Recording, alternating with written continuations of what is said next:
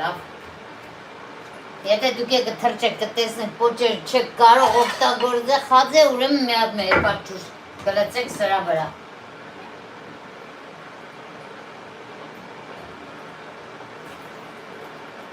Դեռ բրիկոլից լավ լվացվել է, մեջը ուրիշ բաներ չի մնացել։ Հետո ծաղկականն իստոր վրա էպա ջուրը կլցենք, որ հովացավ, մինչև անջադելս եթե հովանա, աղը կլցեմ մեջը, 3-4 օր տունը կմնա, արդեն տեսնենք որ թթվել